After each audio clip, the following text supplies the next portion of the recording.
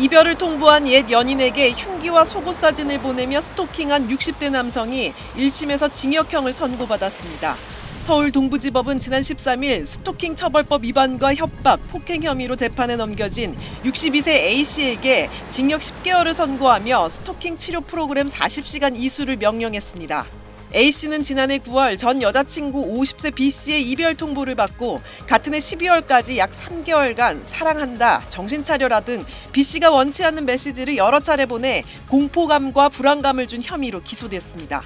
A씨는 또 B씨 집에 찾아가 문을 세게 두드리며 욕설을 하기도 했고 칼과 권총 등 흉기 사진과 B씨의 겉옷과 속옷 사진을 보내기도 했습니다.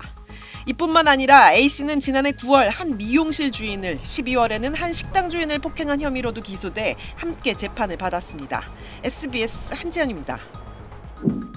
2주간 사귀고 헤어진 뒤 여성에게 6개월 동안 수백 통의 메시지를 보낸 남성이 벌금형을 선고받았습니다. 60대 남성 A씨는 SNS에서 만나 2주간 교제하고 결별한 B씨에게 2021년 2월부터 8월까지 462번 연락을 했습니다. A씨는 연락달라, 결혼 약속은 변함없다는 등의 문자 메시지를 수시로 보낸 것으로 확인이 됐는데요. 이 때문에 A씨는 벌금형의 약식명령을 받게 되자 이에 불복해 정식 재판을 청구했습니다.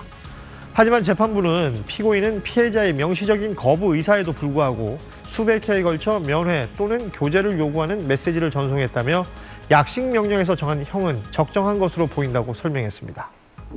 이 헤어진 남자친구의 지인에게 문자 폭탄과 전화 연락을 일삼은 20대 여성이 징역형 집행유예를 선고받았습니다. 20대 A씨는 지난해 4월 헤어진 남자친구가 여성 B씨와 교제하는 것으로 오인해서 B씨에게 반복적으로 연락하며 불안감과 공포심을 일으켰는데요.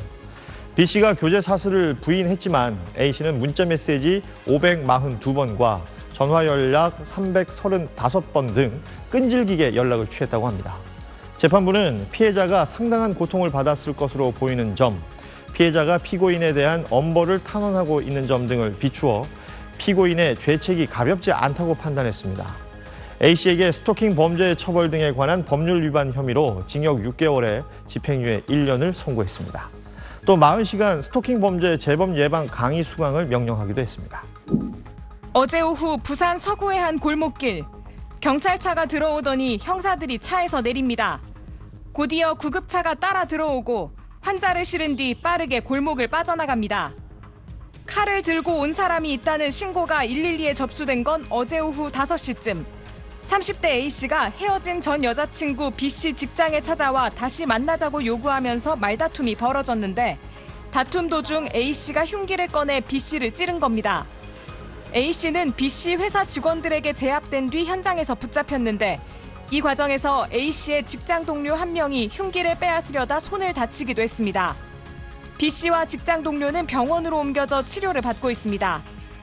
A씨는 지난달에도 피해자의 주거지를 찾아갔다가 피해자의 신고로 경찰에 연행됐고 이후 A씨에게 100m 접근 금지 조치가 내려졌습니다. 전 남친이 자기 집에 찾아왔다라고 112 신고가 됐었거든요. 그 사람이 접근하고 있는지는 파악은 안 되는 거지.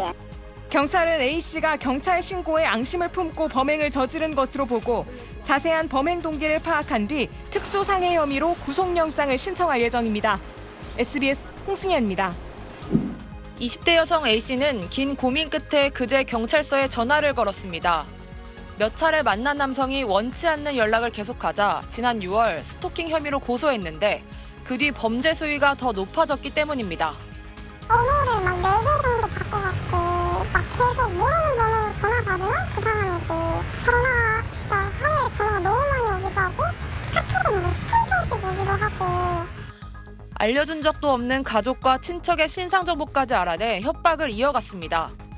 저희 부모님 이름은 당연히 알고 있고 저희 친척들이나 외갓집 정확한 집 주소까지 알고 그런 거 있는데 사진에 찍더라고요. 저 뭐라는 듯이 올리고. 전주한 사건처럼 합의를 종용하는 과정에서 자신의 죄를 뉘우치기는커녕 오히려 협박 위협하는 경우도 적지 않습니다.